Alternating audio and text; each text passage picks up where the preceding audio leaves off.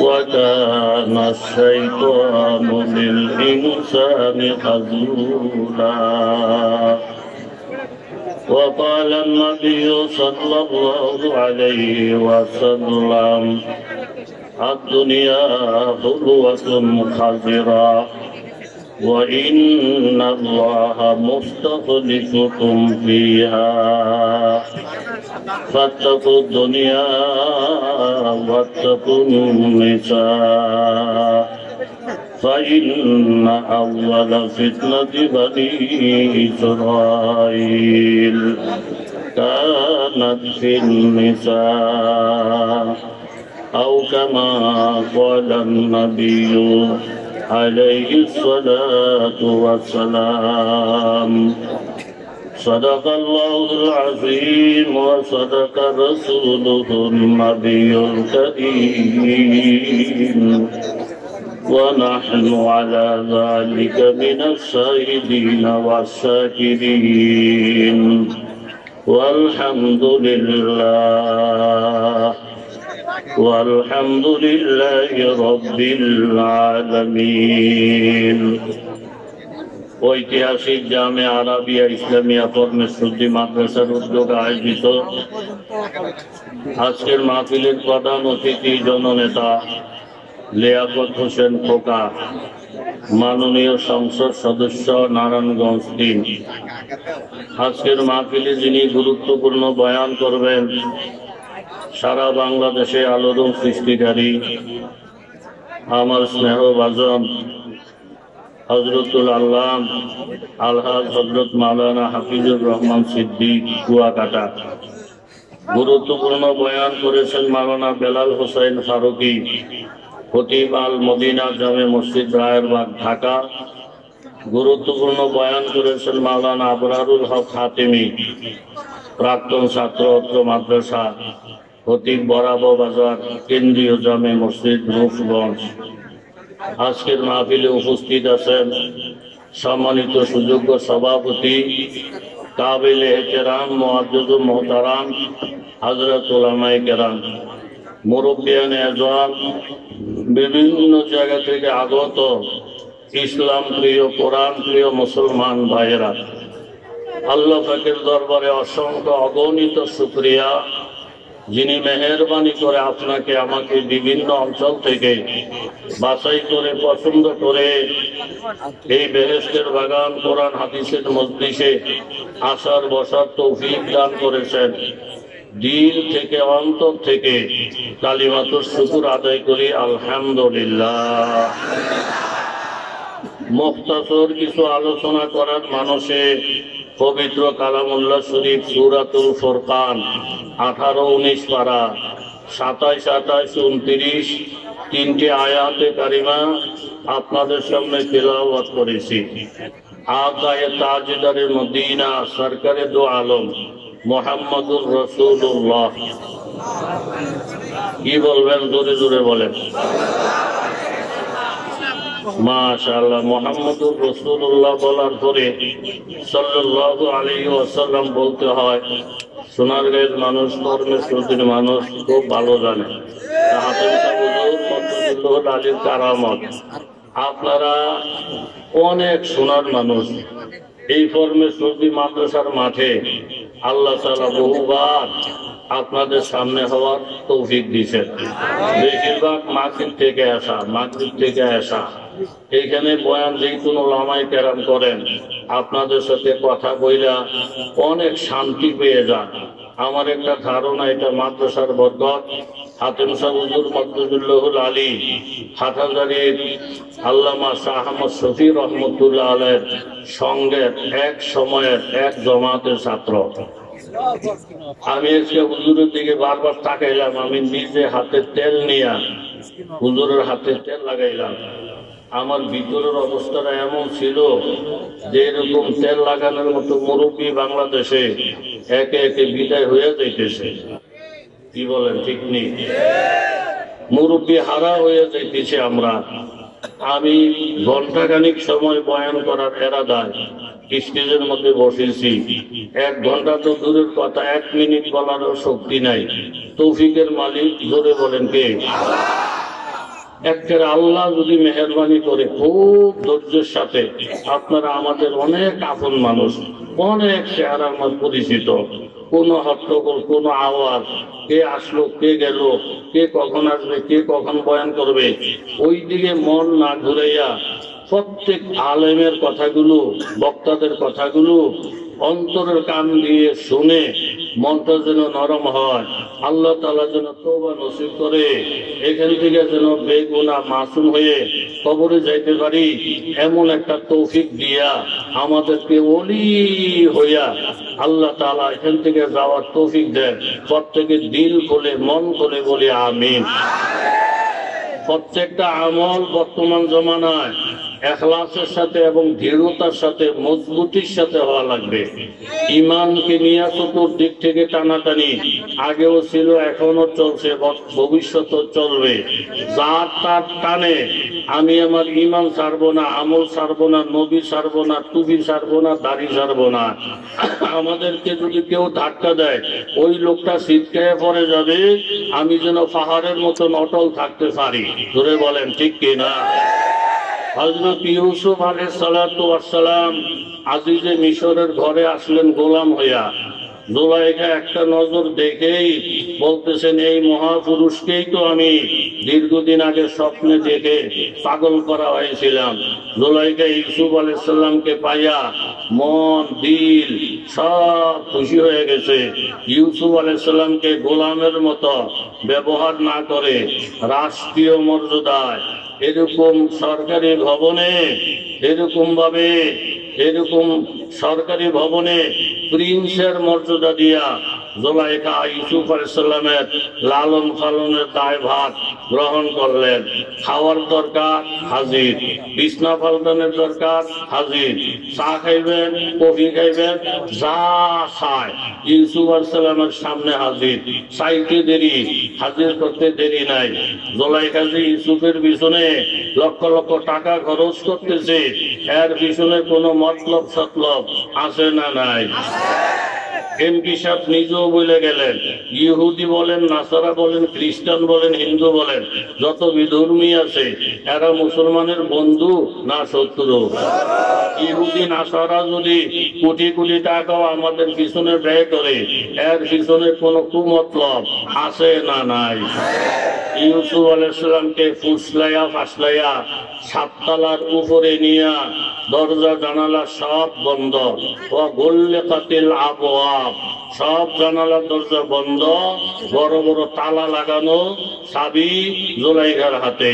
এইদিকে ইউসুফ জুলাইখার ছবি, ওইদিকে অঙ্গভঙ্গি, তাকাইলে যেন প্রেমের ভাব আসে, সব দেখাইয়া শোনাইয়া জুলাইখা বলতেছি, ইউসুফ তোমাকে বহু খাওয়াইলাম, বহু আদর আপ্যায়ন করলাম, আমার একটা উদ্দেশ্য আছে, এই উদ্দেশ্যটা তুমি পূরণ করতে হবে।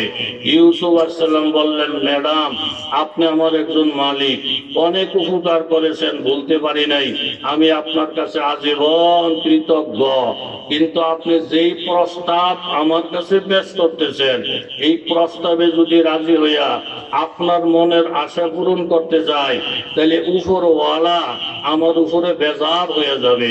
জোরে বলেন ঠিক কিনা? ভারত যে প্রস্তাব দিবে, শরীয়ত বিরুদ্ধে যদি প্রস্তাব হয়, ওই প্রস্তাব মাইনা যদি ভারতকে খুশি করি, আর আল্লাহ যদি বেজার হয়, আল্লাহকে বেজার রাইখা ভারত খুশি করা যাবে না, আল্লাহকে বেজার রাইখা সভাপতিকে খুশি করা যাবে না, আল্লাহকে বেজার রাইখা নিজের ফিসাবকে খুশি করা যাবে না, আল্লাহকে বেজার রাইখা কোন নেতাকে খুশি করা যাবে না। তাইলে আল্লাহ বেজার হইয়া আপনার আমার উপরে যখন গজব ছেড়ে দিবেন, আমিও থাকতে পারবো না, কোন নেতাও থাকতে পারবে না।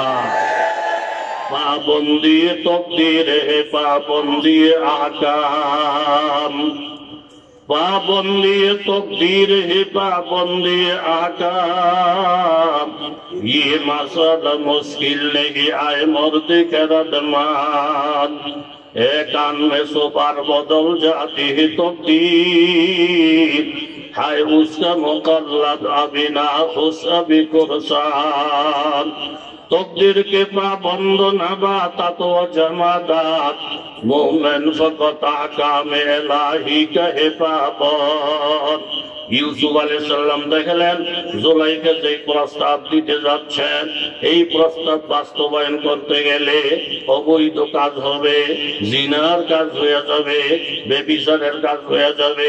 বললেন ম্যাডাম আপনি যেমন আমার একজন মালিক, আপনার থেকে বড় একজন মালিক আসমানের মধ্যে আছেন, যিনি আপনারও মালিক আমারও মালিক। সূরাতুন নূহের মধ্যে আল্লাহ তাআলা ঘোষণা করেন মালাকুম লা তারজুন লিল্লাহি ওয়াকারা।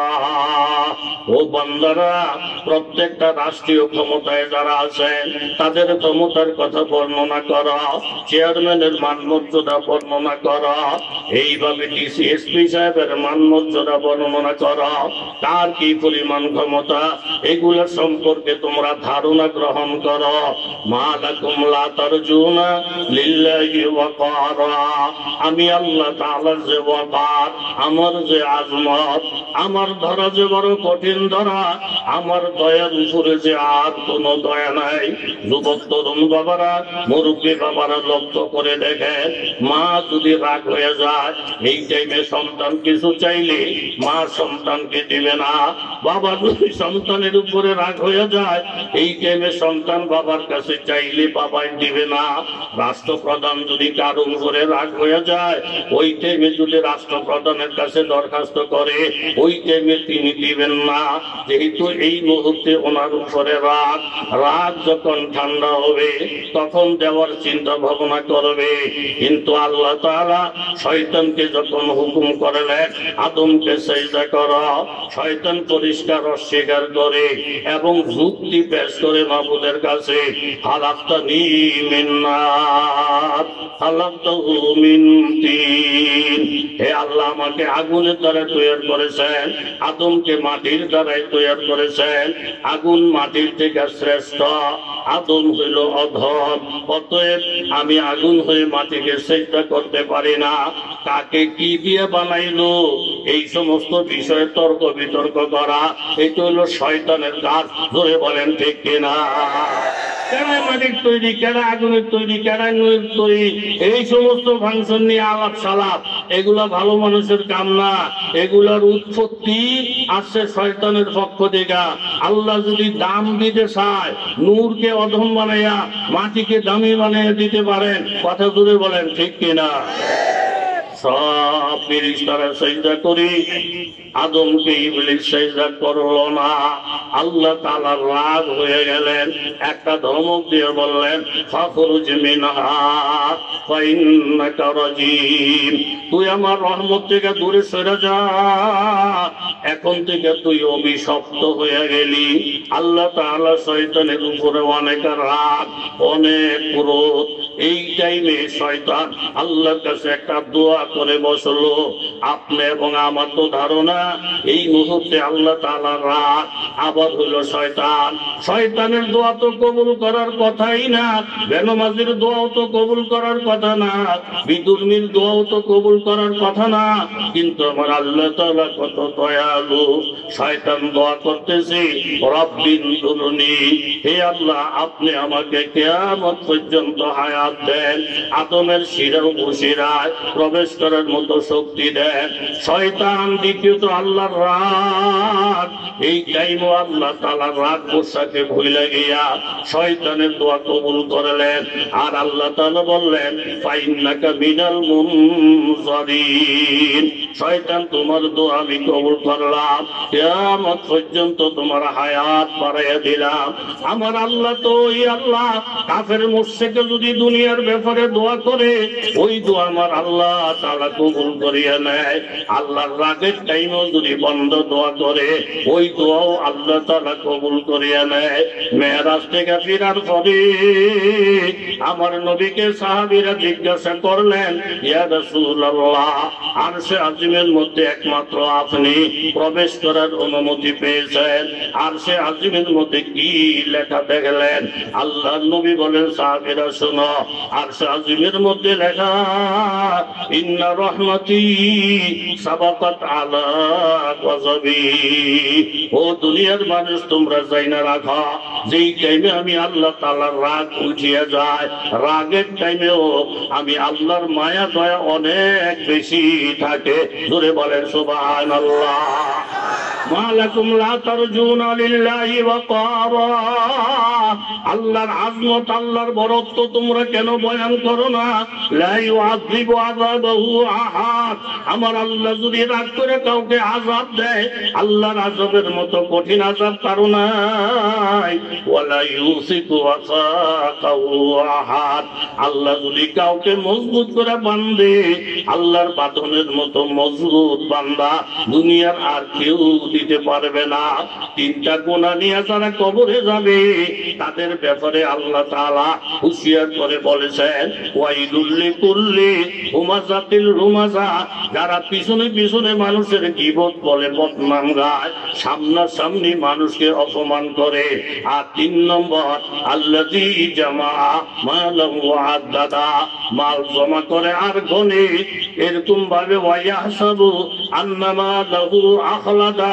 আর ধারণা করে যেই পরিমাণ মাল আমি সংগ্রহ করেছি 100 বছরও শেষ হবে না, 200 বছরও আমার সম্পদ শেষ হবে না। আমার আল্লাহ বলেন, কাল্লা, তোর এই ধারণা সম্পূর্ণ মিথ্যারে বান্দা। একটা মুহূর্তে তোরে ফকির বানিয়ে দিতে পারি। তুই তাড়াতাড়ি করে দান খয়রাত কর, জাকাত দাও, সদকা দাও, অসহায়ের খবর লাও, পিছনে পিছনে বদনাম করা সারিয়া দাও, সামনাসামনি মানুষকে অপমান করা পরিহার করো। এই 3টা গুনাহ থেকে যদি তওবা নসিব না হয়, তওবা করে মরতে না পারো, লা ইউমবাযান্না ফিল হুতামা। তোমাদেরকে হুতামা নামক জাহান্নামে আমি আল্লাহ তাআলা প্রবেশ করাইব। হুতামা জাহান্নামটা কেমন কঠিন! নারুল্লাহিল মুকাদ্দাস, আগুনে তো উত্তেজিত। আল্লাতী তাত্তালিউ, এরকম যে আগুন তোমার কলিজা পর্যন্ত জ্বালাইয়া ফেলবে। তাত্তালিউ আলাল আফিদা, আগুন জ্বালাইলে কলিজা সহ জ্বলবে। দুনিয়ার আগুন জ্বালাইলেও তো কলিজা জ্বলে যায়, কিন্তু তাফসীরের মধ্যে লেখে, দুনিয়ার আগুন যদি দুনিয়ার মানুষের লাগাইয়া দেয়, জামাটা জ্বলবে, পশম জ্বলবে, চামড়াটা জ্বলবে, কলিজা যাওয়ার আগে আগে মৃত্যু হইয়া যাবে। কিন্তু জাহান্নামের আগুন এত কঠিন আগুন, জ্বালাইয়া দেওয়ার পরে জ্বলতে জ্বলতে চামড়া জ্বলা যাবে, কলিজাটা জ্বলা ভুনা ভুনা হইয়া যাবে, কিন্তু বান্দার মৃত্যু হবে না। ইন্নাহা আলাইহিম মুসাদা, এই আগুনের মধ্যে আল্লাহ তাআলা আবার হাত পা গুলা মজবুত মজবুত করে বাঁধবে। ফি আমাতিন মুমাদ্দাদা, লম্বা লম্বা কুটির মধ্যে, লম্বা লম্বা কুটির মধ্যে মজবুত করে বাইঙ্গা চতুর্দিকে যখন আগুন লাগাইয়া দিবে, এক একটা বান্দা আগুনের তাড়না সহ্য করতে না পাইরা মাবুদের কাছে ভিক্ষা চাবে, দোয়া করবে, রব্বানা আখরিজনা মিনহা ফাইন উদনা ফাইন্না যালিমুন। মাবুদ, আমাদেরকে আগুন থেকে আপনি বাহির করিয়ে ফেলেন, আবার আমাদেরকে দুনিয়ায় পাঠাইয়া দেন। এরপরেও যদি গুনার কাছে লেগে যায়, তাহলে আমরা নিজেরাই জালেম, আপনার কাছে আর সুপারিশ করব না। আল্লাহ তাআলা বলবেন, ফালাকসাউ ফিহা, এই আগুনের শাস্তি আস্বাদন করতে থাকো, ওয়ালা তুকাল্লিমুন, আমার সঙ্গে কোনো কথাবার্তা বলিও না। আমার আল্লাহ তাআলা বলেন, জাহান্নামের অবস্থা এমন হবে, ওয়াকালাল্লাযীনা ফিন্নার, এরকম মুসলমান কাফের অন্যান্য জাতিরা জাহান্নামের ভিতরে যখন ডুববে, ওয়াকালাল্লাযীনা ফিন্নার লিখাজানাতি জাহান্নাম, জাহান্নামের শাস্তিদাতা ফেরেশতা যারা, তাদের হাতে পায়ে ধইরা অনুনয় বিনয় করে বলবে, উদউ রাব্বাকুম ইউখাফফিফ আন্না ইয়াওমান মিনাল আযাব। আল্লাহ তাআলার কাছে বইলে একটু দেখেন না, 1 বছরের শাস্তি যদি না কমায়, 1 মাসের শাস্তি যদি না কমায়, তাহলে আল্লাহর কাছে একটু বইলা দেখেন না, 1 দিনের শাস্তি যেন মাবুদে কমায়া দেয়। এরকম একটা দিন শুধু বাঁচতে চায়, তখন তারা বলবে ফাদু, তখন তারা বলবে আওয়ালাম তাকু তাতিকুম রুসুলুকুম বিল বাইয়িনাত। নবী রাসূলেরা বড় বড় কোরআন হাদিসের দলিল এই জাহান্নাম সম্পর্কে কি বুঝায় নাই? কালু বালা, বলে পরমেশ্বরের ময়দানে, সরমরায়ের ময়দানে, উজনির ময়দানে বিভিন্ন আল্লাহ ওয়ালাদের মজলিসে আলোচনা হইছে। তাইলে কালু ফাদু, তাহলে তোমরাই আল্লাহর কাছে দোয়া করে দেখা। তবে যাই না রাখো, ওয়া মা দুআউল কাফিরিনা ইল্লা ফি দালাল। আজকে তো আল্লাহকে একবার আল্লাহ বলে ডাক দিলে মাবুদে 99 বার জবাব দেয়। তোমাকে আমাকে তেল মাইখা মাইখা মাবুদের নাম লয়ে লয়ে ডাক দেয়, ইয়া আইয়ুহাল্লাযীনা আমানু তুবু ইলাল্লাহ তাওবাতান নাসুহা। বান্দা পাগলামি ছাইরা দিয়া তওবা করা। ও পর্দানিশীন মায়েরা, বেপরদায় চইলা নিজের জীবনকে জাহান্নামের দরজায় পৌঁছে দিয়েছেন গো মা। কিছুদিনের জন্য শরীরটাকে ঢাইকা রাখেন। যুবক তরুণ বাবারা মোবাইলের পিছনে পইরা, নারীদের জালের ভিতরে পইরা জিনা বেবিচারের মতো গুনাহ করে ফেলছো বাবা। আম্মা আব্বার সাথে বেয়াদবি করেছো, আলেম ওলামার সাথে না বুঝা এরকম উল্টা পাল্টা কাজ কারবার করেছ। আমার আল্লাহ এখন তো তেল মাখে, তোমরা তাওবাতান নাসুহা খালেস তোবা আল্লাহর দরবারে করো। আসা রব্বুকুম আইয়ুকাফিরা আনকুম সাইয়্যাতিকুম। এখন সময় থাকতে যদি তওবা করো, শুধু গুনাহ মাফ করে দিবে তাই নয়, গুনার জায়গাটা আমার আল্লাহ নেকের দ্বারা ভরপুর করিয়া দিবে। ইয়াউমা লা ইউখিজিল্লাহুন নাবিয়্যা, ওই দিনের কথা স্মরণ করো যেই দিন অনেক ইজ্জত হারাইয়া ফেলবে। অনেক সুখী মানুষ দুঃখের সাগরে আবুডুবু খাবে। ছায়ার তলে থাকার মানুষগুলা সূর্যের তাপের নিচে পড়িয়া যাবে। অনেক ইজ্জত ওয়ালার ইজ্জত থাকবে না, পোশাক ওয়ালার পোশাক থাকবে না।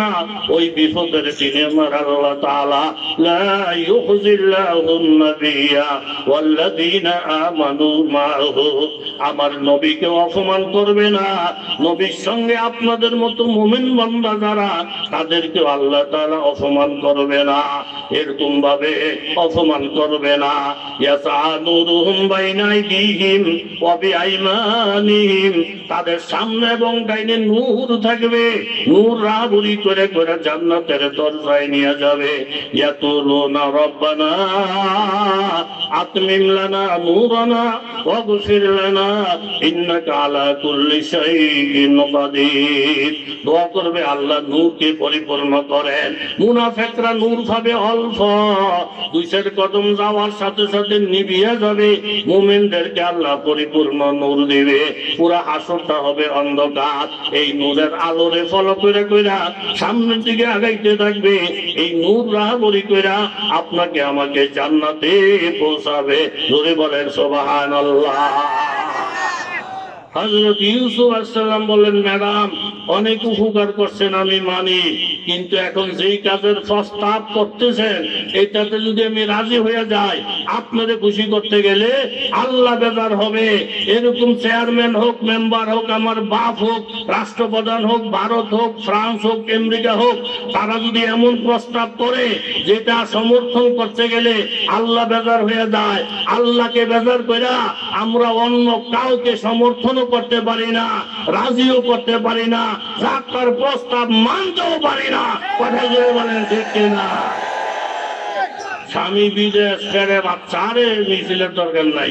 স্বামী বিদেশ ফেরে কথা আপন, স্বামী বিদেশ ফেরে, এটা দোষ না গুণ? দোষ না গুণ? স্বামী বিদেশ ফেরে বাচ্চা দোষ না গুণ? আরে বাপরে বাপ, বড় বড় মাপ করলা বেটিরে লই বসে, কি গো কয় কি তোমার স্বামী বিদেশ ফেরে বাচ্চা, তুমি একটা বুঝিয়া মাইয়া এই কাজটা কেমনে করলা? সেটাই করছে আমার বাসুরি। তো বাসুরি করছে, এটা যে গোনা, এটা যে জিনা, এটা যে কবিরা গোনা, তুমি জানো না? ও জানি তো। তো করছো কা? তো বাসুরির মধ্যে একটা মুরব্বী হাতে ধরে একটা জিনিস চাইলে এটা কেমনে না করে, মুরব্বীরে কেমনে অমান্য করে, মুরব্বীরে কেমনে খালি হাতে ফিরিয়ে দেয়, এই কথা কইয়া যার তার প্রস্তাবে রাজি হইয়া আমরা আল্লাহরে ছেড়ে দেবো, সভাপতির কথায় রাজি হইয়া বন্দর কাছে মুরব্বী হয়ে যাবো, ওই ফ্রান্সের কথায় রাজি হইয়া নবীর ব্যঙ্গচিত্রে মাইনা নেবো, ওই বিজাতির কথায় রাজি হইয়া নবীরে গালি দেবো, প্রশ্নই ওঠে না। কিন্তু কোন কথা ব্যক্তির হুকুম মানতে গিয়া আল্লাহরে বেজার করা যাবে না, আল্লাহকে বেজার করা যাবে না। বলেন ঠিক কিনা? এখান থেকে ওয়াজ আপনাকে আমাকে গ্রহণ করতে হবে কোরআন থেকে। এই জন্য আল্লাহ তাআলা হযরত ইউসুফ আলাইহিস সালামের ঘটনা সূরা ইউসুফের মধ্যে নাযিল কইরা উম্মতের শিক্ষা দিয়ে গেছেন। কথা জোরে বলেন ঠিক কিনা? ইউসুফ আলাইহিস সালাম পরিষ্কার বললেন, আপনি যেমন একজন ছোটখাটো মালিক, আর একজন বড় মালিক মাথার উপরে। জোরে বলেন আছে না? না। জোলাইখা তো মাগো, মুন্সির কলজা কত বড়, আমগো বড় খাইয়া, আমগো বিছনাথ ঘুমাইয়া, আমগো কোরবানি ব্যবহার কইরা আমার হুকুম মানতো না। তোরে 12টা বাজে দেবো, সোজা আঙ্গুলে ঘি না খাইলে আঙ্গুল বাঁকা করবো।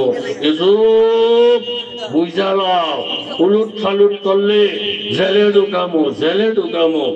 ইউসুফ আলাইহিস সালাতু ওয়াস সালাম জুলাইখার হুকুম মানলে যে জুলাইখা খুশি,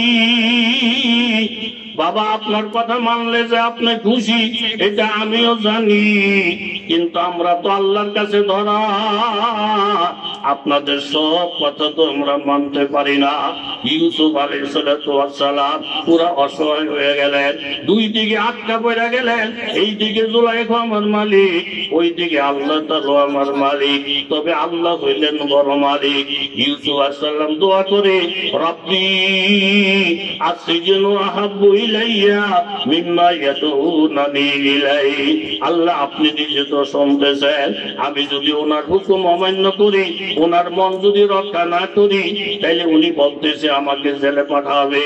আমার খেয়ালটা হলো এমন, আমি জেলখানায় যাব, আমি চাকরিটাই হারাবো, আমি মানুষের সম্মান থেকে বঞ্চিত হয়ে যাব, তবু তুমি মাবুদের হুকুম অমান্য করব না। জোরে বলেন সুবহানাল্লাহ।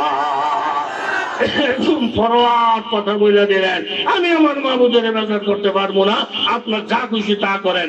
এরকম বইলে যদি কেউ অটল হয়ে যায় ইমানের উপরে, তারে সাহায্য করবে। জোরে বলেন কেডা? আমগো ইমান দোষে সকালে একরকম, বিকালে আরেক রকম। আল্লাহ নবী গাছতলায় ঘুমায়, ডালার মধ্যে তলোয়ার লটকানো। এই টাইমের মধ্যে এক ইহুদি আইয়া লাভ দিয়ে তলোয়ারটা হাতে লইছে। নবীজি ঘুমে, নবীরে ডাকতে বলে, মোহাম্মদ সবসময় ওয়াজ কর, হায়াত মত বলে আল্লাহর হাতে, এখন তলোয়ার আমার হাতে, আমি সশস্ত্র, তুমি হইল নিরস্ত্র, আমি চকচকা সজাগ, তুমি ঘুম ঘুম ভাব। এই টাইমে আমার হাত থেকে তোমাদের বাসায় বেড়ায়, এরকম তলোয়ারটা হাতে লইয়া খুব দিব বাপ। এই টাইমে যদি আমি করে জিজ্ঞাসা, হুজুর হুজুর কয় কি, আমার হাত থেকে আপনাদের কে বাঁচাইবো? তো বাবা আপনি বাঁচাইবে, আপনি বাঁচাইলেও পারেন, মেরে নিলেও পারেন। এই সময় কি ইমান, কি আল্লাহ, কি রসুল, সব কুলকিনারা হারাইয়ে যাইব গা। কথা যদি বলেন ঠিক নেই? তলোয়ারটা হাতের মধ্যে চকচক করে, আমার হাত থেকে আপনারা কে বাঁচাবে? আমার নবী ইমানের উপর মজবুত থেকে বললেন, এই মুহূর্তেও আপনার হাত থেকে আমাকে বাঁচাবে একমাত্র আল্লাহ। বলেন সুবহানাল্লাহ। মজবুত হয়ে যখন আল্লাহ শব্দটা বলছেন, ইহুদির হাতে থর থর থর থর করে কম্পন শুরু হয়ে গেছে, তলোয়ার হাতের থেকে পড়ে গেছে। নবীজি তলোয়ার হাতে নিয়ে বললেন, আপনার হাত থেকে বাঁচানোর মালিক যেমন আল্লাহ, আমার হাত থেকেও আপনাকে বাঁচানোর মালিক আল্লাহ। নবীর এই মজবুতি দেখা ইহুদি কলমা পড়ে মুসলমান হয়ে যায়। জোরে বলেন সুবহানাল্লাহ। রব্বি আসজিনু আহাব্বু ইলাইয়া মিম্মা ইয়াদুনানি ইলাইহি। এই বিপদের মুহূর্তে ইউসুফ দোয়া করে, আল্লাহ আমি জেলখানায় যাওয়াটা পছন্দ করি, কিন্তু তোমার হুকুম মান্য করতে পারি না। এই ঘোষণা যখন ইউসুফ জানাইয়া দিলেন, জুলাইখা ইউসুফকে বলতেছেন, ইউসুফ যত সোজা মনে করছো সোজা না, সব দরজাগুলো বন্ধ, চাবি আমার হাতে, ফলানের জায়গাও নাই। ইউসুফ আসসালামের ভাব অন্তত দৌড় দিয়া দরজাটা পর্যন্ত যদি যায় তাইলে তো ওনার থেকে একটু দূরে সরলাম। জুলাইখা বলতেছে, যাও দরজার সাথে বাড়ি লেগা মাথাটা ফাটাইতে পারবা, 2 পয়সার লাভ হবে না, মিছিল করতে পারবা, চিল্লাচিল্লি করতে পারবা, 4 পয়সার লাভ হবে না। কোথায় ফ্রান্সের জমিদার নবীরে ব্যঙ্গ করছে, বাংলাদেশে মিছিল করলে লাভ কি, 100 বার লাভ আছে। আমি দরজা পর্যন্ত যাইতে পারবো, এতটুকু যাওয়া আমার দায়িত্ব, বাকিটার দায়িত্ব হইল আল্লাহ পাকের। জোরে বলেন ঠিক কিনা? হিম্মত করে যখন দরজা পর্যন্ত গেলেন, চাবি নিয়ে জুলাইখা বসা, দরজাটা যাওয়ার সাথে সাথে টাস টাস টাস টাস কইরা প্রত্যেকটা দরজা খুলে যায়। ইউসুফ আলাইহিস সালাম পথ করে নিচে নামিয়া যায়, সমস্ত বন্ধ দরজা খোলা। আল্লাহ নবীকে আটকে রাখার ক্ষমতা নাই। জোরে বলেন সুবহানাল্লাহ। শেষ তালাটার মধ্যে যাওয়ার পরে আজিজে মিশর, অন্য এমপি মন্ত্রীরা হাজির। কেউ হুজুর কয় কি, দৌড়াদৌড়ি দৌড়াদৌড়ি, বিষয়টা কি তা? পিছের থেকে আসিয়া কয়, বিষয় আর কি, বিষয় আর কি, খাওয়া এলো হইয়া শত্রু পালছে, চোখ বালানা হাত বালানা, এমন চায় তেমন চায়। দোষ হলো সব জুলাইখার, আর এখন বদনাম ছড়াইয়া দেয় ইউসুফের কান্দে। কথা বলেন ঠিক নেই? ইউসুফের কান্দে বদনাম ছড়াইয়া দেয়। লম্বর দিকে গেলাম না, তারা বলতেছে কিও আমগো করে খাইয়া আমগো মেয়ে লোকের সাথে খারাপ আচরণ, এটা তো উচিত না। ইউসুফ আসসালাম বললেন, ভালো মন্দ এগুলো কিছু আমাদের জিজ্ঞাসা করেন না। এই যে আপনাদের ফ্যামিলির এই শিশু বাচ্চাটাকে আমি উকিল মানি, আমি বিচারক মানি, তাকে জিজ্ঞাসা করেন, সে যেই রায় দিবে এটাই হবে চূড়ান্ত রায়। লোকেরা বললেন, শিশু বাচ্চাকে কথা বলতে পারবো? বলে, আমি যদি সত্য হই, শিশু বাচ্চা আমার পক্ষে লম্বা বক্তৃতা দিতে পারবে। আমি নজির আহমদ যদি সঠিক পথে থাকি, বুবারে দিয়া আল্লাহ আমার পক্ষে বক্তৃতা দেওয়াবে, এমপি সামনে দিয়ে বক্তৃতা দেওয়াবে, চেয়ারম্যান সামনে দিয়ে বক্তৃতা দেওয়াবে, গ্রামের মানুষ দিয়ে বক্তব্য দেওয়াবে। আমি যদি সঠিক থাকি, আমার পক্ষে কথা বলার জন্য বোবা গাছেরও আল্লাহ কথা বানাইয়া দিবে। ঠিক কিনা? চতুর্দিকে আওয়াজ যখন বলন্দ হয়ে যাবে, ঠেকানোর ক্ষমতা কারোই থাকবে না। শর্ত হইলে আমি সঠিক থাকতে হবে। জোরে বলেন ঠিক কিনা? ওয়াশাহিদা শাহিদুম মিন আলিহা, জুলাইখার বংশধরের ছেলে, সে সাক্ষী হিসাবে, বিচারক হিসাবে দাঁড়াইয়া যায়। মিন কানা তামিসুহু মিন কুবুলিন ফাসাদাকাত ওয়া হুয়া মিনাল কাযিবিন। এলাকার লোকেরা, মন্ত্রী সাহেবেরা, এমপি সাহেবেরা, আপনাদের জ্ঞানের উপরে ছাড়িয়া দিলাম।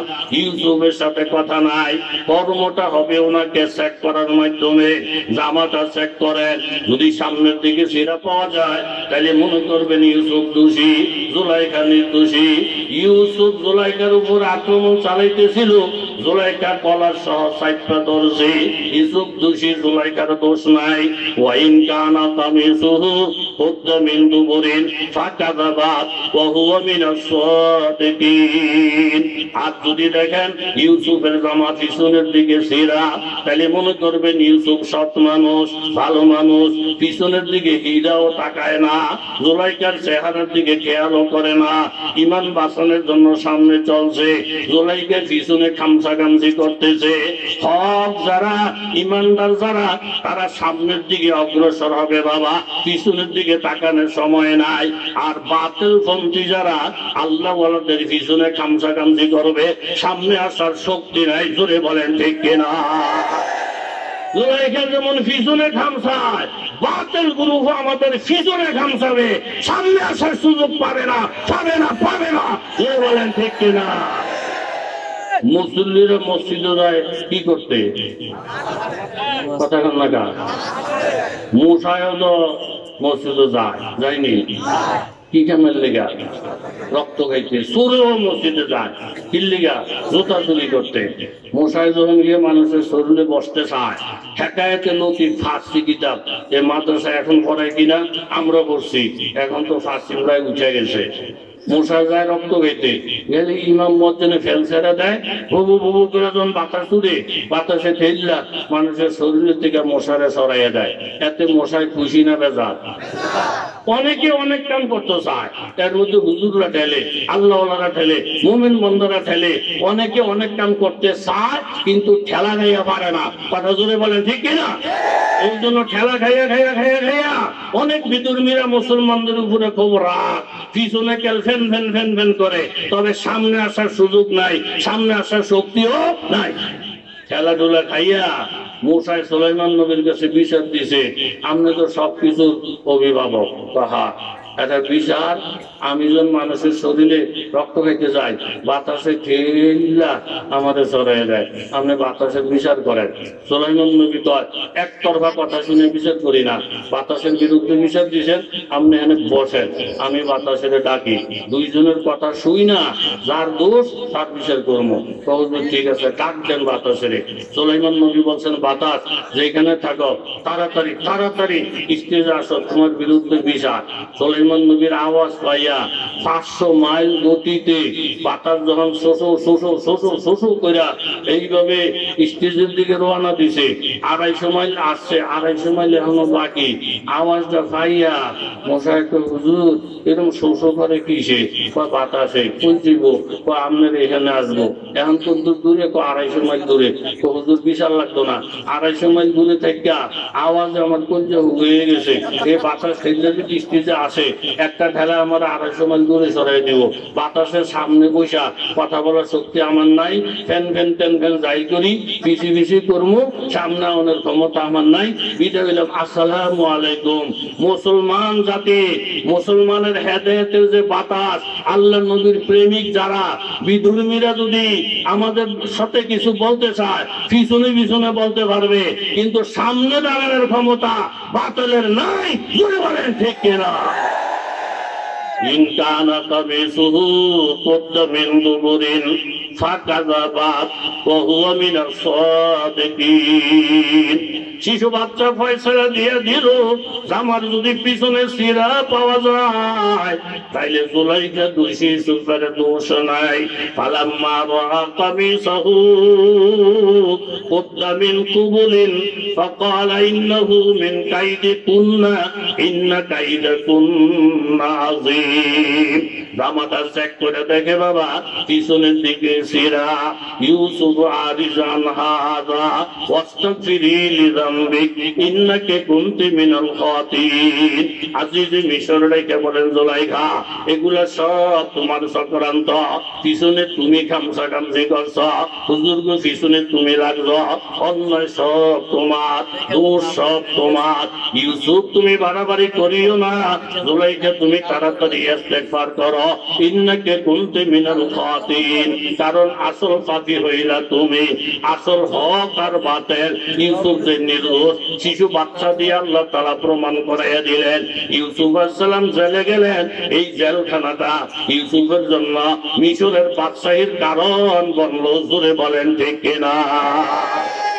এই জন্য যুগে যুগে যত ফিতনা আসবে, ওই টাইমে আপনাকে আমাকে ইউসুফ আলাইহিস সালাম যেরকম অটল অবিচল, লা তাআতা লি মাখলুকিন ফি মাসিয়াতিল খালিক, কোন মাখলুকের কথা পালন করতে গেলে যদি আল্লাহর হুকুমের বিরুদ্ধে হয়, মাখলুকের কথা মাইনা আল্লাহকে অমান্য করা যাবে না, মাখলুকের কথা শুই না আল্লাহর বিপক্ষে যাওয়া যাবে না।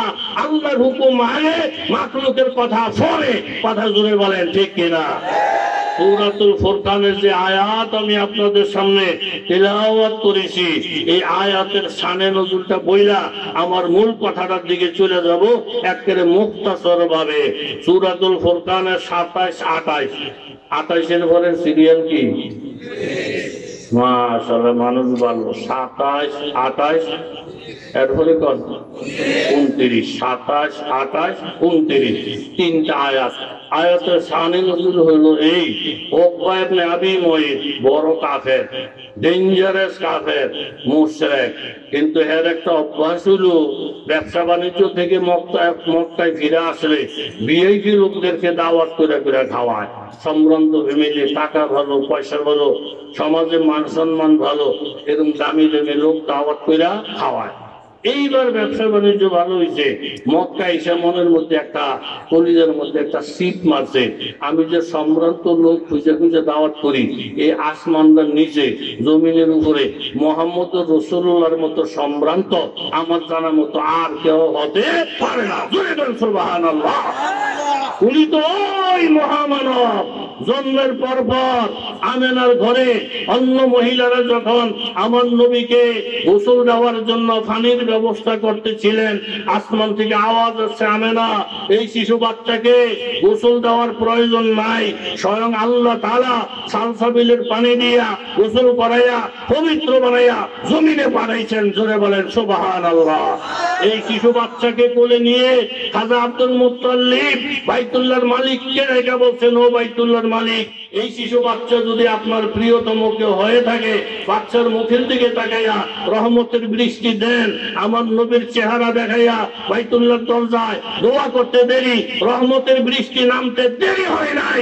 জোরে বলেন সুবহানাল্লাহ। আজ जो गुनाहगार हो आए खालिके আকবার, आज जो गुनाहगार हो आए खालिके আকবার, दिन रात ये करता हूँ दुआ हाथ उठाकर, ये असरात में जो है रौज़ाए फूत नूरे पैगंबर, उस गायरती जन्नत के ज़ियारत हूँ मुयस्सर। আমার নবীর কথা হঠাৎ উকবা ইবনে আবি মুঈতের অন্তরে পড়লো। আয়েশা আমার নবীকে দাওয়াত দিয়ে বলি, ইয়া রাসূলুল্লাহ, ইয়া হাবিবাল্লাহ, আজকে আমার বাড়িতে আপনার দাওয়াত। নবীজি কাফেরের দাওয়াত গ্রহণ করছেন। বাবুল হাদিয়া মিনান নবী ইলাল মুশরিকিনা, এমন একটা বাব বুখারী শরীফের মধ্যে আছে। আমার নবী মুশরিকের বাড়িতেও হাদিয়া পাঠাইতেন, হিন্দুদের বাড়িতে হাদিয়া পাঠাইতেন, খ্রিস্টানের বাড়িতে উপটকন পাঠাইতেন, ইহুদিদের বাড়িতে উপটকন পাঠাইতেন। আল্লাহর নবী যে বিজয়ের পতাকা এরকম বিশ্ব জুড়ে উড়ে গেলেন, কারো মাথায় আঘাত করে না। এই জন্য বাবা, আমার দেশে সংখ্যালঘু যারা আছে, হিন্দুর বাড়িঘর জ্বালানো যাবে না। হিন্দুর বাড়িঘর তার ছেলে সন্তান, আপনার আমার কাছে আমানত। আমার সন্তানগুলা রক্ষণাবেক্ষণ করা আমার যেমন দায়িত্ব, সংখ্যালঘুদের ছেলে মেয়ে রক্ষণাবেক্ষণ করা আপনার আমার উপরে দায়িত্ব। এটা রাষ্ট্রীয় ভাবেও দায়িত্ব, ইসলামের দৃষ্টিতেও দায়িত্ব। জোরে বলেন ঠিক কিনা? আমার নবীর আখলাক, আমার নবীর ব্যবহার, সংখ্যালঘুরা মুসলমানদের ব্যবহার দেখে মুগ্ধ হইয়া হইয়া হাজার হাজার বিধর্মী কলমা পড়তে বাধ্য হয়েছিল। কথা জোরে বলেন ঠিক নেই? আপনাদের কে এই কথা বলছে? এটা হিন্দু বাড়ি জ্বালাই দেয়, এটা মন্দির ফুজালা। আসেনি ধর্ম, আমাদের ধর্মে এসব কথা আসেনি, আসেনি। আরো জোরে বলেন আছে না? সংক্ষেপ কত হইল, মিশরের চৌরাস্তায় আপনার খ্রিস্টানেরা মিছিল করতেছে। গভর্নর আমর ইবনুল আস রাদিয়াল্লাহু জি গেলেন, কিও পাদ্রীরা মিছিল করে কা? হুজুর এক মূর্তির নাক ভাঙে লেগেছে মুসলমান, এদের প্রতিবাদী মিছিল করে। হুজুরে বলেন, হ্যাঁ করে ডাকো, আমার সাথে কথা বলতে বলো। যদি কথায় আলোচনায় সোরাহ হয় তাইলে তো আন্দোলনের প্রয়োজন আসেনি। কথা কইত না, কথাবার্তার দ্বারা যদি সোরাহ হয় আন্দোলনের প্রয়োজন আসেনি? নাই। এবারে ডাকো, কথা বলতে কও, সোরাহ না হইলে পরেরটা করে। পাদ্রী করে বলছে, আমার তো লাশ ডাকে আইসে কিসে যিশু খ্রিস্ট ঈসা পয়গম্বরের মূর্তির নাক ভেঙে লেছে খেলায়। তো মুসলমান ছাড়া কি? কোন মুসলমানে ভাঙছে? জানি না। তাহলে আপনি যদি নাম বলতে না পারেন, সাক্ষী দিতে না পারেন, আমি বিচার কেমনে করবো? একটা কাজ করেন, নাকটা যে ভাঙছে রাষ্ট্রীয় খরচে নাকটা লাগাই দেবো। চলতো না, আগের নাক করেন নাক এক না, মিলতো না, এরকম ফাঁকা ফাঁকা থাকবো। তখন আমর ইবনে আস বলেন, থাক এই নাক বাদ, একটা রাস্তা মূর্তিটা বানাইতে যা টাকা লাগবো সেটি আমরা দিয়ে দেবো। কয় এটা হইতো না, তাহলে কোনটা হইলে হইব? কয় আমরাও আমনগো নবীর একটা মূর্তি বানাবো, আমগো যিশুর যেরকম নাক ভাঙিয়ে দিছে আমনগো নবীর মূর্তি বানাইয়া আমনগো নবীর নাকটাও ভাঙিয়ে দেবো। কথাটা কইতে দেরি, আমর ইবনে আসের মাথায় রক্ত উঠে গেছে। নবী সম্পর্কে কথা বলবা তখন কিন্তু আমার জান মাল সবকিছু থেকে প্রিয় আমার নবী। কথা জোরে বলেন ঠিক কিনা? দিতে মনে চায় আমারে দাও, ঠাকুর দিতে মনে চায় আমাকে দাও, আমার অন্যায় হলে আমাকে 100 বার গালি দাও। আমার নবী সৎ নবীর নবী, আমার নবীর শাফাত ছাড়া কোনো গুনাহগার মুক্তি পাবে না। নবীরে গালি দিলে যে কোনো একটা গুনাহগারের মাথায় রক্ত উঠে যায়, নিজের সামনে রাখতে পারে না, পারে না। জোরে বলেন ঠিক কিনা? সব জায়গার মধ্যে আঙ্গুল দিয়েন না আল্লাহর হস্তে, এই জায়গাটা রিজার্ভ রাখেন। এইখানে আঙ্গুল দিলে মুসলমানের মাথায় রক্ত ওঠে ওঠে ওঠে। ধরে বলেন ঠিক নেই? হাত দিয়ে নরম হয়ে গেছে। চুপ বসেন এখানে। নাক ভেঙে গেছে যিশু খ্রিস্টের, কোন সাক্ষী নেই, প্রমাণ নাই, বিচার সান বলে হাত। চুপ করে বসেন, মুসলমানের ইনসাফ দেখেন, বিচার দেখেন। আগামীকাল 10টায় দলবল নিয়ে মিশরের চৌরাস্তায় জমা হবেন। আপনাদের মূর্তির নাক ভাঙা হয়েছে তো, কোনো সাক্ষী সুক্ষী যেহেতু নাই, তাহলে মূর্তির নাকের পরিবর্তে আমার নাকটা কাইটা আমি এটার বিচার করবো। মানেন একটা লাভ দিয়ে কয় আমর ইবনে আস মূর্তির নাকের বিনিময়ে যদি গভর্নরের নাক খায়, এক থেকে সাওয়া আর কিছু নাই। জোরে কর সুবহানাল্লাহ। মুসলমানেরা এই কথাটা শুই না কান্না কাটিতে বসে গেছি। কেউ রোজার মান্নত করছেন, কেউ নফল নামাজ আরম্ভ করে দিছি। আমর ইবনে আস মূর্তির নাকের বিনিময়ে ওনার তাজা নাকটা কাইটা কাইটা ফেলবি। এটা কি পরিমাণ বিচার! আমরা কত ছোট হয়ে গেলাম অল্প কয়েকজন খ্রিস্টানের হাতে। এটা কেমন? আমরা কি এত দুর্বল নাকি? এক একজনে এক এক খেয়ার। দিনের 10টা যখন বাইজা যায়, হাজার হাজার খ্রিস্টানেরা চৌরাস্তায় জমা, মুসলমানেরা জমা, যুবক তরুণেরা জমা। এরকম আল্লাহ বলে আমর ইবনে আস ডাক দিয়ে বললেন, আপনারা সকলে উপস্থিত থাকেন, মুসলমানের বিচার এরকম সংখ্যালঘুদের ব্যাপারে দেখেন। মূর্তির নাক ভাঙ্গা হয়েছে, কোন সাক্ষী প্রমাণ নাই, কাউকে পাওয়া যায় না, এই জন্য আমার নাকটা আমি কাটবো। ছুরিটা যখন হাতে লইলেন, পিছনের থেকে একটা যুবক দাঁড়ায় গেছে। আমিরুল মুমিনিন একটু থামেন, ছুরিটা নাকের মধ্যে লাগাইয়েন না, আমার কথাটা শোনেন।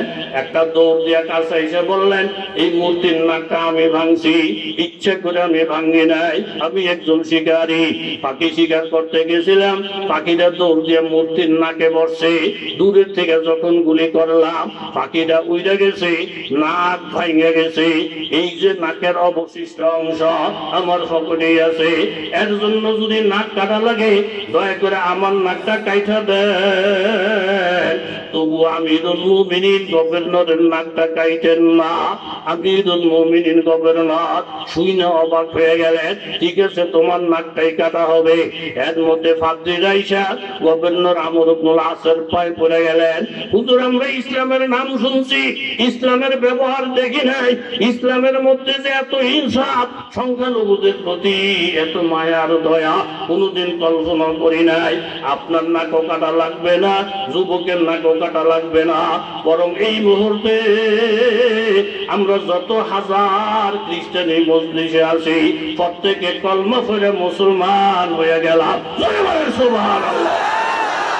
আমার নবীকে মুক্তাসর কথা এইভাবে উকবা ইবনে আবি মুআইত দাওয়াত করলেন। নবীজি উকবার বাড়িতে গেলেন। ভিআইপি লোকেরা মজলিসের মধ্যে হাজির। আজকের মজলিসটা বড় মুবারক, প্রত্যেকটা মানুষের মনে মনে বড় আনন্দ। মুহাম্মদের মতো মহামানব আজকের আমাদের অতিথি, তাও প্রধান অতিথি। যদিও কলমা পড়ি নাই, কিন্তু ওনার মতন মহামানব হয় না। প্রত্যেকের মনে আনন্দ, বাড়িগুলো আনন্দ। এই টাইমে উকবা আল্লাহ নবীর জন্য খানা হাজির করলেন।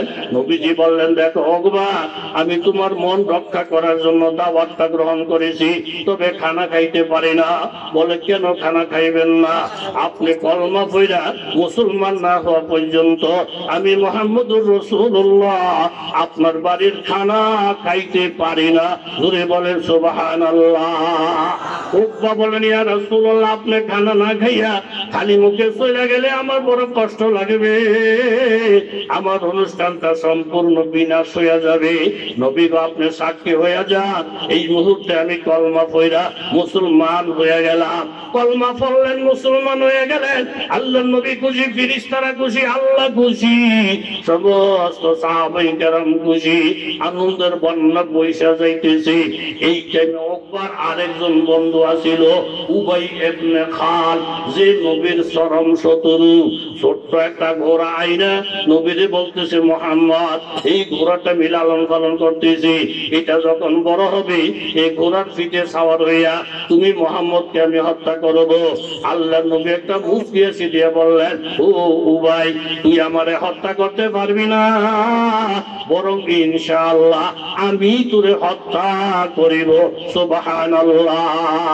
উবাই অবাক হয়ে গেছে, যার দল নাই বল নাই, যার এরকম অস্ত্র নাই, শস্ত্র নাই, সম্পদ নাই, সে আমার এবার হত্যা করবে কিভাবে? উবাইয়ের বিবির কাছে কথাটা বলার পরে উবাইয়ের বিবি লাফতে উঠে কয়, লাত উজ্জার কসম খেয়ে বলতেছি, মুহাম্মদ যদি তোমার হত্যার কথা বইলা থাকে, এই হত্যা ঠেকানোর ক্ষমতা আর কারো নাই। মুহাম্মদ যা বলে মুহাম্মদের মালিকে তাই করে। সুবহানাল্লাহ।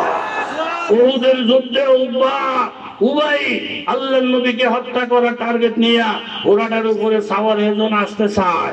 সাহাবীরা বলে, হুজুর পারমিশন দেন, পলাটা হলাই দেই। নবী বলে, থামো, কাছে আসতে দাও। কাছাকাছি যখন আসছে একটা বর্ষা হালকা ভাবে নবীজি ছাড়লেন, এই চামড়ার মধ্যে লাইগা অল্প একটু রক্ত বাড়িয়েছে। এতে ব্যথায় চিল্লাইতে চিল্লাইতে সারের মতো তাবুর মধ্যে ফিরে গেছে। সবাই কিছে, মুহাম্মদ আমারে মাইরে গেছে। কোন মেরে লেগেছে? ওই জায়গার দিক ও মেহনতি আঘাত নাই, অল্প কিছু রক্ত না দেখা যায়। কয়টা তো তোম করে বুঝাইতে পারবো না, এই আঘাতটা সাধারণ মানুষের আঘাত না, এটা মুহাম্মদুর রাসূলুল্লাহর আঘাত। উনি যদি রাগ করে আমার উপরে থুতুও ভালাইতো, মরার লেগে আর কিছুই লাগতো না, এরকম সারের মতো করা চিল্লানি দিয়া এই আঘাতেই সে মৃত্যুবরণ করছে। এই উবাই ইবনে খালদ বাড়িতে এসে শুনে হ্যার বন্ধু উকবা নবীর কলমা পড়ে মুসলমান হয়ে গেছে। গিয়া কয়, উকবা, কয় কি তুই আমার পুরান দোস্ত? তাহা তুই বলে মুহাম্মদের কলমা ফাসাদ তো তুই মুহাম্মদ লই হইয়া থাক, তোর লগে আমি নাই। এই সময় উকবার দরকার ছিল, মুহাম্মদের কলমা পড়ছি তো পড়ছি, তোর কাছে জুত লাগলে লাগবো, না লাগলে না লাগবো, তুই আমার লগে দোস্ত থাকলে থাকবি, না লাগলে তুই কে যেখানে খুশি চলে যা। আমি তোরে খুশি করতে গিয়া মুহাম্মদকে বেজার করতে পারি না। জোরে বলেন ঠিক কিনা? হযরত ইউসুফ আলাইহিস সালাম এই কথাটাই বলছেন, জুলাইখা, আপনারে খুশি করতে গিয়া আমি আল্লাহরে বেজার করতে পারি না।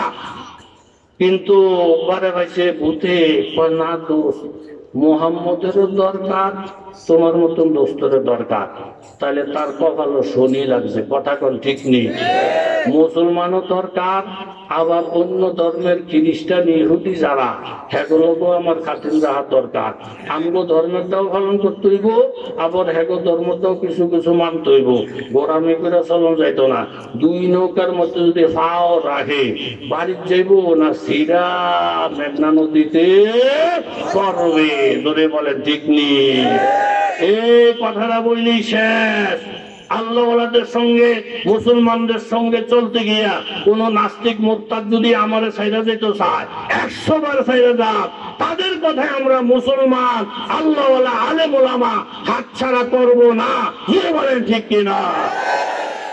হ্যাঁ রে ভাই, সে ভূতে হ্যাঁ কয়, ও ভাই তুমি কি কর, তুমি কি কর, তুই যদি আমার লোকে বন্ধুত্ব রাখতে চাস তাহলে মুহাম্মদের থেকে কলমা ফিরে লই আয়।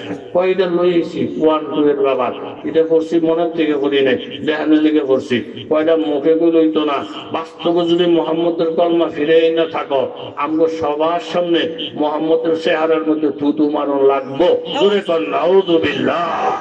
पूजा में तेरे खाब का बिस्तर है हमारा, ये फर्श तो मखमल से भी बढ़कर है हमारा। दीदारे खुदा जलवाए अहमद नजर में, क्या ईद का दिन आरशे महशर है हमारा। ওই খারাপ বন্ধুর পাল্লায় পইরা ওকবা আমার নবীর চেহারায় থুতু মাইরা ঘোষণা করলো আমি কলমার মধ্যে আর নাই, মুহাম্মদের দলে আর নাই। কপাল লাগছিল, কিন্তু খারাপের সঙ্গে বন্ধুত্ব রক্ষা করতে গিয়া এই লাগুইনা কপালটা আবার ভাঙ্গা গেছে। এই ওকবার শানে আল্লাহ তাআলা সূরাতুল ফুরকানে 27, 28, 29 নম্বর আয়াত নাযিল করলেন। এই আয়াতের তরজমা হইল এই, ইয়াউমা ইয়া'আদু যালিমু আলা ইয়াদাইহি। এই ধরনের জালেম যারা দুশমনের কথায় আলেমদের থেকে দূরে সরে গেছে, কাফেরের কথায় নবীর থেকে দূরে সরে গেছে, বেনামাজির কথায় নামাজি বন্দারে ছাইড়া দিয়েছে, বেপরদা মেয়ের কথায় পর্দাওয়ালা মেয়েটা বেপরদাওয়ালা হয়ে গেছে, এমন মানুষেরা হাসরের ময়দানে যখন দেখবি আল্লাহ ওয়ালারা দলে দলে জান্নাতে যায় আর তার গলার মধ্যে জাহান্নামের বেড়ি, তখন আফসোস করে কইরা বলবি ইয়া'আদু যালিমু আলা ইয়াদাই, হাতের কামড়ায়া কামড়ায়া বলবি ইয়া লাইতানি ইত্তাখাযতু মা'আর রাসূলি সাবিলা। আমি যদি নবীর সাথে বন্ধুত্ব করতাম, মুফতি হাতেম সাহেবের সাথে যদি বন্ধুত্ব করতাম, আল্লামা শাহ আহমদ শফির সাথে বন্ধুত্ব করতাম, মসজিদের ইমাম মুয়াজ্জিনের সাথে যদি বন্ধুত্ব করতাম, তাইলে আজকে কপাল কতই না ভালো ছিল। ইয়া ওয়াইলাতা লাইতানি লাম আত্তাখিজ ফুলানান খলিলা, উমুকের যদি বন্ধু না বানাইতাম কতই না ভালো ছিল। লাকাদ আদাল্লানি আনিজ যিকরি বাদা ইয জাআনি, আমি হেদায়েত পাওয়ার পরে আবার নতুন করে গোমরা হয়ে গেলাম। ওয়া কানা শাইতানু লিল ইনসানি খাযুলা, শয়তানের কাজ হলো মানুষকে ধোঁকায় ফেলাইয়া কাইটা করা। এখন আফসোস করলেও ঈমান আর আসবে না, রহমত আর আসবে না। আজকের মাহফিল থেকে বাবা এই যুবক তরুণ বাবারা মুরব্বী বাবারা প্রতিজ্ঞা নিয়ে যায়, এরকম ভাবে আল্লাহ আল্লাহর রাসূলকে বন্ধু বানাইয়া, আলেমকে বন্ধু বানাইয়া, আল্লাহ ওয়ালাদেরকে বন্ধু বানাইয়া কবরে যাইতে চায়, দুশমনের সঙ্গে চলতে চায় না। কারা কারা রাজি হাত তুইলা দেখায়, নারায়ে তাকবীর, নারায়ে তাকবীর। আল্লাহ রাত তো অনেক হয়ে গেছে, নিয়ে আসে অনেক রাত হয়ে গেছে, একটা লোক লড়বেন চলবেন না। হযরত মাওলানা হাফিজুর রহমান সিদ্দিক